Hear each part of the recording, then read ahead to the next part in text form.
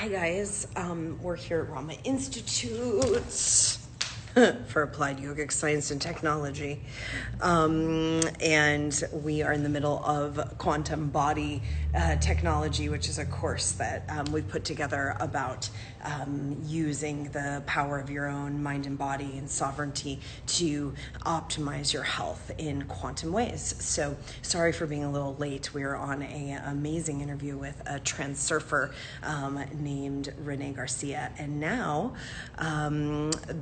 Rama Business School has been bringing you all of these interviews called the Entrepreneur Series, and I get to talk to one of my favorite and most proud entrepreneurs, which is Shakti Sita from the Palace, and some of her other endeavors, but she's opened an amazing healing center in New York, and so I'm really looking forward to talking to her. Let's see, I'm gonna get her on here.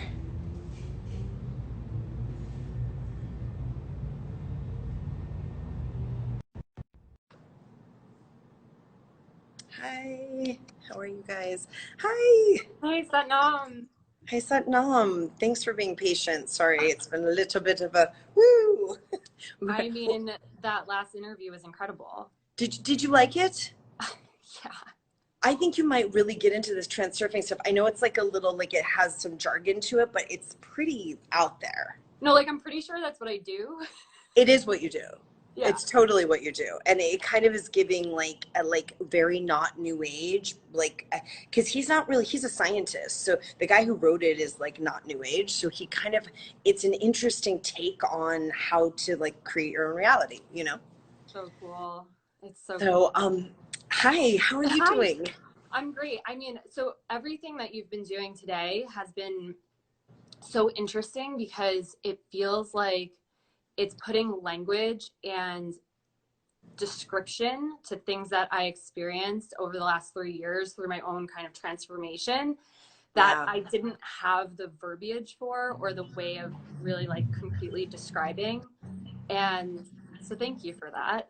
And especially around the quantum healing, that was the 10 body system lighting up and all of that. If anyone hasn't joined this quantum healing stuff, like you should check it out because it's. I mean, I really wanted to get it out there, even though we kind of like, pancaked it in between a bunch of stuff, but you know how we roll. But so I wanted to, you have a healing journey. You're really open about it. I would love to hear about that because I feel like you have like a beauty filter on right now, but I know it's just your radiant body.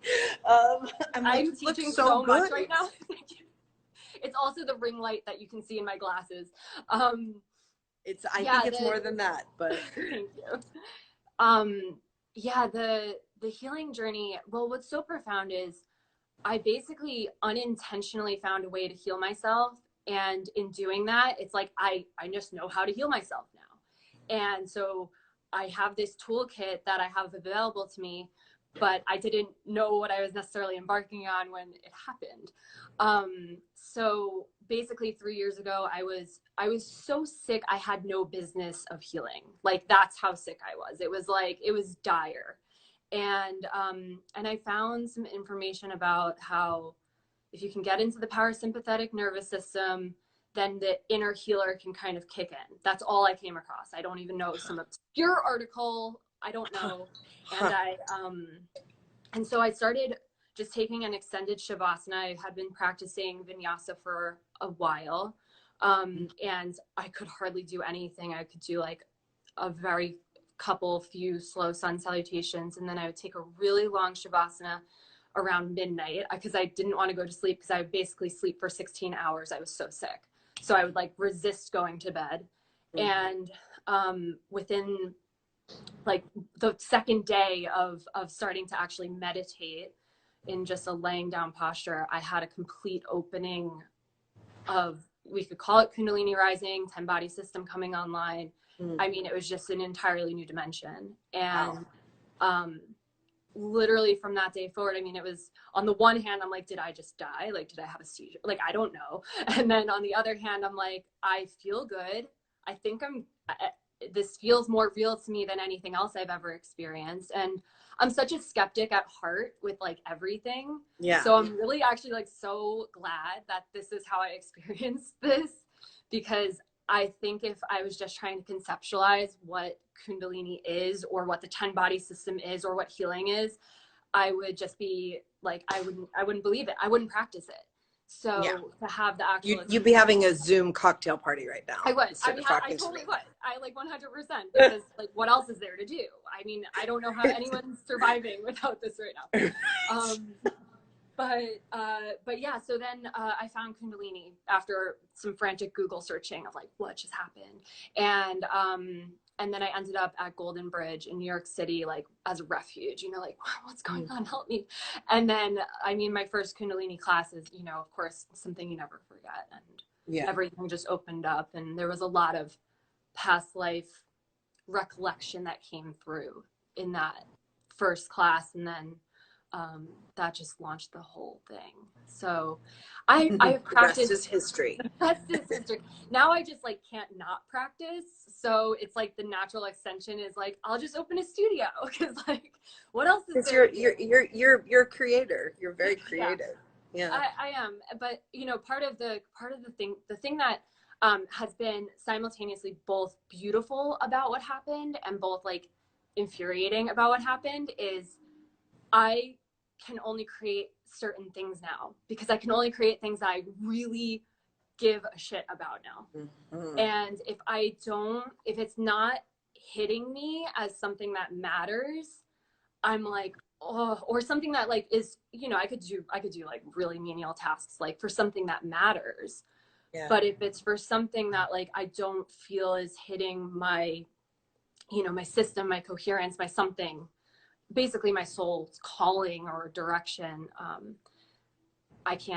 there's no energy there. So on the one hand, it's beautiful because I've like opened myself up to this like insane flow of energy that can be used insanely powerfully. But on the other hand, it's like, you know, maybe it would be nice to just like own a coffee shop or something. I don't know. Yeah.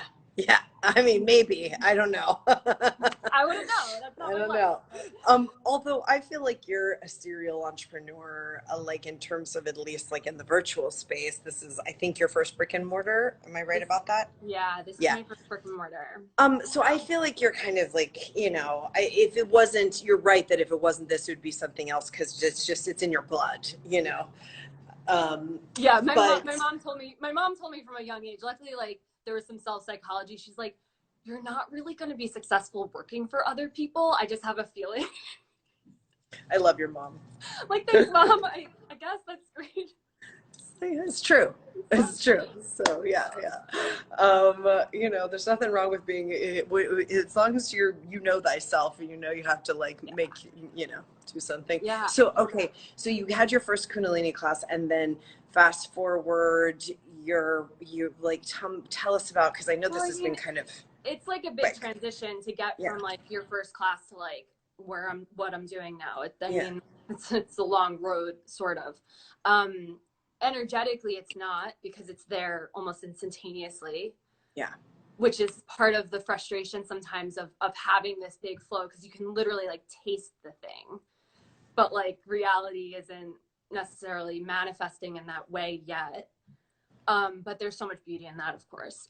But at the time I was running a PR business, so I had a PR firm, and I was working with tech startups and all that stuff. My background was in news, actually. That might be relevant if people are interested.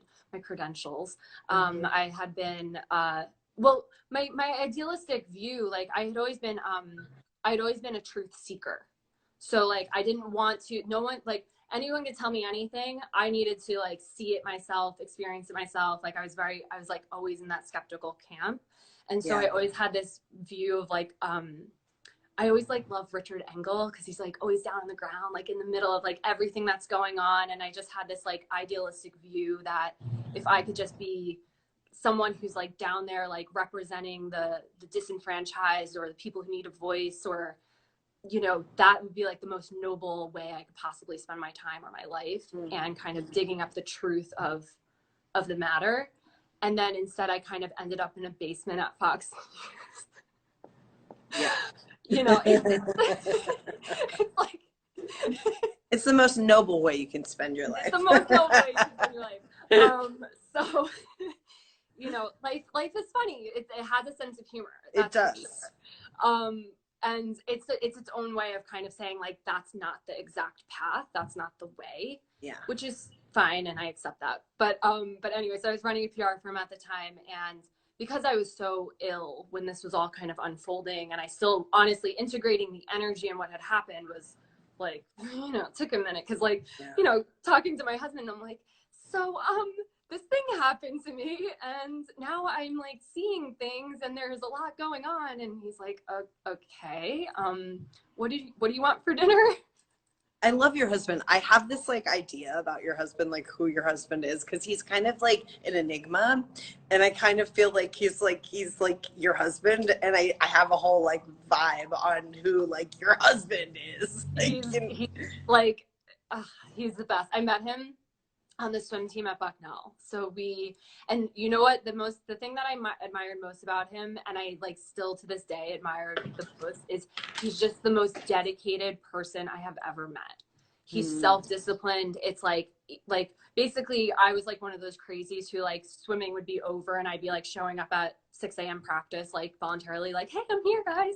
And he would too. Like, and we were like the only two people who would do that. And so, you know, instant connection in that. Some nerd love. Yeah, exactly. But he's still like the most dedicated person. Like, you know, he doesn't have a sadhana, but he's up every morning swimming, biking, running, doing whatever. And yeah, no, he has a sadhana. I mean, I know he must be disciplined, because he's like you're like out like doing all these things, and he's like holding down the energy like in a major 100%. Way. Is he the giver? Is he the giver in your relationship? This is a good question, but he's like watching this, so like, okay. To not have conversation. Dan, I'm trying to change this into a expose on you guys' relationship on my Instagram. I'm sure you're really gonna like me now. Okay. Yeah, maybe when he's not watching, we can talk about this. but his name is Dan, right? Because I just saw Dan is the best. Dan, I've actually been, you know, very without ever seeing you, I've been very fond of you, because I know you must be holding down a major rock for this Shakti Sita. So yes, I'm a fan. I'm a fan, Dan. Me too. So okay, so you're having this Kundalini rising experience. You're seeing things. And now I need to like commute to the city and like have normal client meetings, and I'm kind of like, where's the ground? So it's like client meeting, then like Golden Bridge, and like I'm like getting by like, you know, by like finally at least finding some language really to describe what's happening, people who understand what's happening. And you know, one of the things that just hit me just like really hit my heart right away was I found myself in a room full of people who were brilliant, just like some of the most brilliant, smart people that I have ever met in my life. And here they are discussing the most esoteric, mystical concepts of all time. Yep. And I was just like, I think I found my people. Like, I finally like found the room.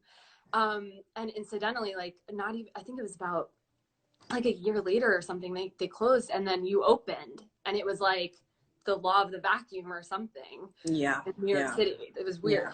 Yeah. It was odd timing. And then, so then PR, I phased it out so that I could go on a Vinyasa teacher training. I had already had that scheduled when I had this kind of opening. And it was 3 weeks in Aruba. So like, who's going to cancel that? And so I went and I basically I told my clients I was going on a sabbatical, kind of knowing I wasn't coming back. And I gave them to other people that I trusted. And then when I got back, I didn't get into anything right away. I actually came back and I was really disappointed that I didn't want to teach Vinyasa. I was really, because again, I was like looking for this, I have this energy source and it's not supporting this thing I just got certified in to teach. Yeah. And so I don't want to go out and do that. I knew I needed to do a Kundalini training like immediately. But I also knew that that's a journey. It's a big journey because it's not just learning, it's a whole, there's a lot more that happens than just going away for 3 weeks or a week or something. And I knew that would take me a minute, even though I'm someone who like does move quickly. It wasn't something that I could do overnight. And I recognize that, and I still recognize that. But yeah, then I had met this wonderful woman, Laura, and I built this company with her called Lit Yoga, and that was all online, and you guys can check that out. It's lityoga.com. And I think she's still doing 1 month free trials right now for this quarantine, which is really spectacular. Oh, nice. Yeah. So I built this company with her over the year while I was basically training and really working Kundalini the whole time. Now, the whole time I'm building this business, I'm simultaneously doing Brahma Business School, Brahma Teacher Training, Brahma classes, like the whole company was like built on this really intense practice. And visioning and energy. And, you know, one of the things that I was always cognizant of was the visioning process and how important it was. And it was so beautiful to get to do it with someone who's so visionary, and then get to try to merge the vision, because that's actually like a really interesting skill. Yeah, set. It is. And you have it, you know. Yeah, thank you. Yeah. Thank you. Yeah. And so then we brought that to life, and and then basically, I don't want to say that I only start things, but I'm really good at starting things. I know that that's one of my skills. Like I'm really good at the incubation process. I'm really good at holding it. And then I'm really good at putting it into the 3D, like the actual birth process. Like I'm really, really good at that. Right after I basically, the birth process of that, I got this hit. It was a year ago, really, that I saw the space. Basically, it came through in a meditation, and weirdly enough, the name the Pallas came through a year ago today. I was thinking, I was like, oh, when did I come up with that name? Like I take good notes, and then I looked at it and I was like, oh, okay, hello. So May 8th. Wow. That came through during Antar Nod, that meditation. 31 minutes of it. Just hello, Pallas. There you are. And Aries, Mel's like, she knows. I know, I was thinking the same thing. I was like, I know that Aries vibe. Yeah. But I have the Cardinal Grand Cross thing going on too. So it's like a lot of that, like just starter energy. But yeah, so then it's kind of like, okay, what's the next thing I'm creating? And so I started working on that, on behind the scenes. And it was how do I put this? I wasn't in a rush. It was like I wasn't in a rush, but there was urgency. It's like a weird thing, because it's like, I know this needs to get out there, but I'm also like not going to force anything. And like, oh, the flooring came in broken, whatever. Like, there was no sweat. There was no like, oh, I'm going to freak out because this is taking a week longer than it should, or anything. So I opened the doors December 3rd for the first class this year, and it was just incredible. And nothing was where I wanted it to be, but I just really wanted to get the doors open, because again, it was like everything was in the space. I'm like, let's go now. We're like, enough already. Like, urgency is, people need this. I just kept hearing people need this, people need this, people need this, people need this. And then January 20 something, I had my Saturn return. And then wait, January 20th, you have Saturn Capricorn, like degree? Yeah, like Pluto's currently on it. So Saturn went past it January 26th, I think. It was directly on it. And then I knew Pluto was right behind it. So like, this is the good thing about this age. If you have the language behind it, it's like, okay, well, I know I'm going to create something. I know I'm going to be taking more responsibility. And then it's probably going to get destroyed in some way, shape, or form. Welcome to planet Earth. Yeah, I was like, the impermanence of this whole thing is hilarious. So, Brendan's on here. So I knew Pluto was following it up, and somewhere in the middle there, it was like, you were going to Egypt, and I was like, I'll be there. And that was very platonic, that trip. Hello. Hello. And yeah, and then somewhere, you know, we were on the Nile and I started getting frantic messages from my friends and family that the first case in New York is in Bronxville, which is where I live. And I was like, oh no, it's happening. And I had, you know, not, it's like, whatever. I saw it and I was like, okay, I'm going to have to go home and I'm going to have to shift this whole damn thing onto online immediately, because I was taking my sweet time. I got the physical studio open. I had a camera, but I hadn't started live streaming. I hadn't, you know, it's like, I'll get to it when I get to it. And then I was like, oh, okay, I guess I need to, which, by the way, was great because I'm a projector. So I need the invitation. So this like feels like the biggest invitation ever. It's an invitation. Right? I was like, this is great. This will work. So I got home and, I mean, we knew everything was going to change after Egypt. I think we all knew when we were there that everything was changing under our feet. And, yes. and like, we just didn't necessarily know exactly what it would look like. But, you know, for me, I'm always someone who has I can see pretty far out ahead, and I was having a pretty hard time seeing what was going to come after Egypt. And then, so I got home and I couple days into it, before the governor said that we needed to close, I don't want to be broken up with. I'm going to do, you know, I'm like, I'll close my studio. Yeah. So I moved all my plants into my apartment. It felt like, you know, I stand by that decision to just bring everything in. I just had this feeling of wanting to just, you know, bring things into a space that I had full control over. Mm-hmm. And so I've just been teaching from home since, which has been really, I mean, there's so many great things have happened. I mean, you know, but it is, it's bittersweet, of course. And of course, it's a major lesson of impermanence. I mean, but you guys are reopening. Yeah, we'll see. I have the space. I'll reopen when I can. Yeah. Is there any word on when you guys are going to be able to reopen? There's no word. You know, it's very, it changes moment to moment. And it's also very, like, you know, they don't want to reveal the whole thing of like where, you know, they have a timeline in their head. And I have a sense that it's much longer than the, you know, carrots that they kind of put out and say, okay, this date. And so, you know, I just focus on what I can control. And that's my practice and this space and, you know, making sure that I'm putting myself out there and not, how do I put this? Like not disempowering myself during this time. Yeah. Because it can feel super disempowering to have a physical space that someone's telling you can't run a certain way. Yeah. Or, you know. Yes, I do. Or several spaces that you can't run a certain way. And so instead of kind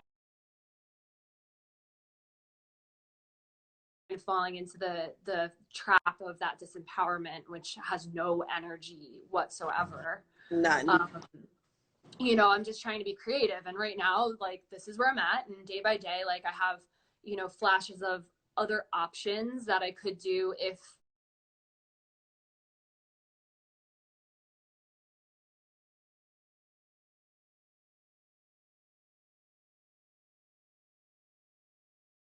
then cases come up. And it's, you know, Westchester's a hotbed. So for those who don't know, I'm based in Westchester, which is, you know, where it's the highest or something.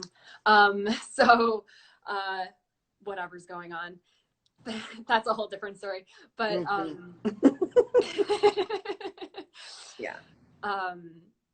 and so it's really drawing the space in was what felt most empowering for me in this moment. Is Dan also working from home? Yes.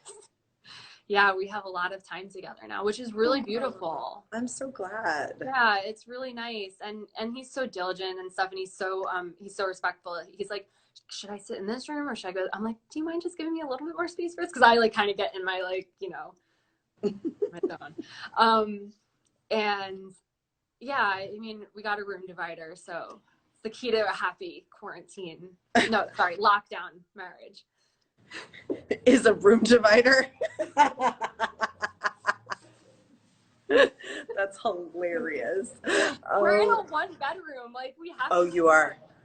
You know, it's and if we're working side by side all day, so you know, I would say if there's one thing that I do miss during this time, I'm used to spending a lot of time alone, and I don't have that as much now. Just in all the different ways, and just kind of having that, the visioning time that happens when I'm by myself is the most potent. Yeah. And so like negotiating that, because going to the studio is one thing, but there's something about the space in which I create. Like this is actually where I create. I don't create at the studio. Mm-hmm. So I don't know. Well, maybe you should start. I know. We've been talking about it. I'm like, maybe I should, you know, move in there. I mean, you can't. I mean, you but you can. You can go there, right? It's close to your house, right? Yeah, it's close enough. You know, it's 15 minutes away, but because of various of my own conspiracy theories of what's going on, I just felt safer being by myself here, because I don't have staff or anyone working with me, so I didn't really feel comfortable. Just you know, we're right on Main Street. It's very public. Yeah. So you'd rather, you know, stay behind your room divider and get all paranoid. You get it. My girl. That's my girl. That's what we like. So, okay. So tell me, what are the things that you're most proud about in terms of your pivot? You know, give it. We want to hear the things you're most proud about, and just what's been the most challenging. Yeah, I'm most proud in general just about following the energy and really prioritizing where is the energy wanting me to move versus where do I think I want to move. Because like I've done enough of that, like thinking I want to go a certain way and then it's always uphill. So even with knowing I needed to go online, I really followed the energy there, and it led me to Zoom immediately, and then teaching every single day at 3 I've been so proud of the group that has formed around this time, because there is like this group consciousness that's there, even if they don't make it on a certain day and whatever. And then I would say sadhana, because I've also been leading sadhana on Fridays, and it's really powerful. So we did long neck on cars this morning, and it blows my mind how many people show up for it. I'm like, I really found my people. People are into it. Yeah. People are so into it. So cool. And why 3 o'clock in the afternoon? Was that just like, where did that come from? It's not arbitrary. You know, when this started, and I know myself well enough, I know that I need a certain amount of space or runway in order to get my head screwed on straight, in order to hold the energy that needs to move when I'm teaching. And 9 a.m. is like not enough runway for me in this type of circumstance.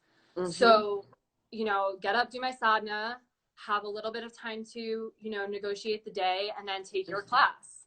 And then teach. It's a good day. So, you know, I mean, Dan's like, so all you do is meditate all day?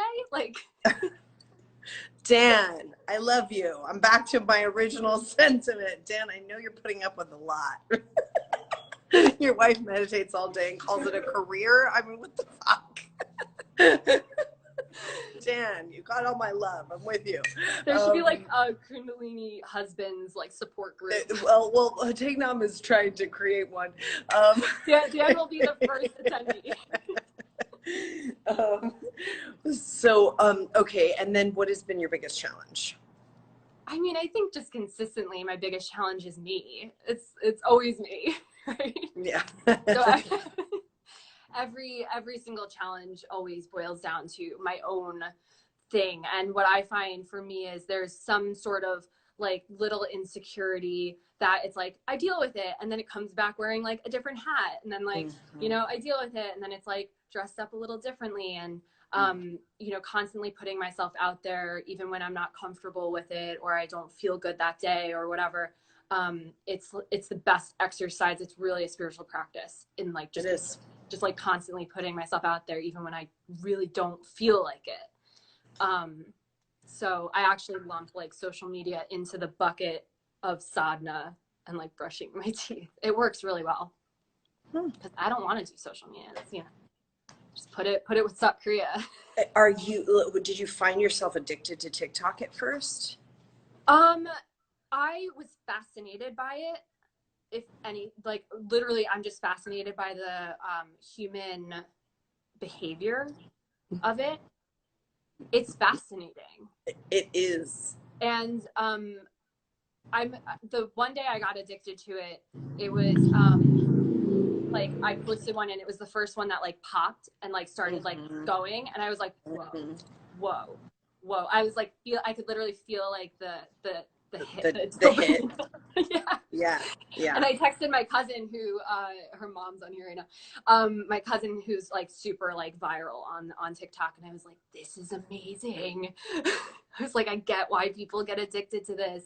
And then it got old really quick, in terms of like, yeah. I had like 72 hours. Now I'm over it. Yeah. I know. Here's the one thing I just keep in mind, because like with my PR brain, is like if I could rewind the clock and be on Instagram when it first came out, I would do anything to do that, because I know how valuable it is to have arbitrary numbers telling you that you're important to other people, for whatever reason that's given credibility and value in this society. And whether you're in a spiritual community or not, it still has value. So like, you know, and I think you're doing a great service on TikTok, because I think you are an early adapter, and you also are like giving like real things that people can, you know, get something. Like the thing that I like about TikTok is I've learned some things. Me too. That's my favorite part of it. I feel like I've definitely learned. I don't read captions on Instagram, and it's like I don't learn the way that I've learned on TikTok. Same. And there's certain creators who are really putting out valuable stuff, and I've actually like implemented certain things. I can't remember exactly which ones, but it is interesting. Yeah. No, I think you're doing a great job. So how can people take your class, which I just highly recommend to everyone? You should just go on. You know, you have the opportunity to take Shakti Sita's class right now and beyond. I'm sure you're building your online. So how do people do that? They can go to thepallas.com. It's PALLAS, like PallasAthena.com. Or that Instagram handle, it has the link. And you just sign up like a normal mind body class, and I email out the Zoom link 5 to 10 minutes before class begins. Great. And it's 7 days for $7. It's like, you know, and if you're in a financial situation, just message me. I'll make it work. Very, very nice. And also you're teaching a little bit on TikTok, which I've jumped in and peeked at you. I was like, oh my God, Guru Jagat took my class. I know. And then I was like, oh no, I don't want to make her uncomfortable. So I like left. No, I love it. You're welcome any day. Thank you. I like, you know, I keep an eye on my people. I appreciate it. I've been just experimenting basically, because with any new app, that's again, it's like figuring out human behavior. Are people going to join live streams? Are people going to engage with certain types of content? Which is also just figuring out the algorithm so I can become a better computer for the app. It's, you know, I have a whole thing that I want to do on it, but I haven't had time. I have a whole like TikTok series on the algorithm that I want to do. Yeah, I'm sure you do. So, but you can make money on live. So my cousin, she makes money going live and like. Really? Yeah. Oh yeah. How do you make money? So when you're live, they can give you coins or like little tokens. There's like all different little things, and you can load it up, and it's like, you know, a couple dollars here and there. So I don't know. I'm open to anything. I think you should announce more that you're going live, because I feel like I hadn't seen it anywhere. It was literally like I tuned in and like we were doing cat cow, and I was like live. It was like you know, one of those, like, let me just see what happens here. It was an experiment. Yeah. Yeah. Well, it looked really good, and I think you should do more of it. Yeah. So you can go to the Palace. What'd you say? I will consider. I think you should. I really do. You know, so you can go to thepalace.com. You can, you know, when you do more TikTok lives, you can do those. Are you doing Instagram lives too? I haven't really been doing Instagram lives. Okay. I have like an aversion to like all the lives. It's so exhausting. I understand.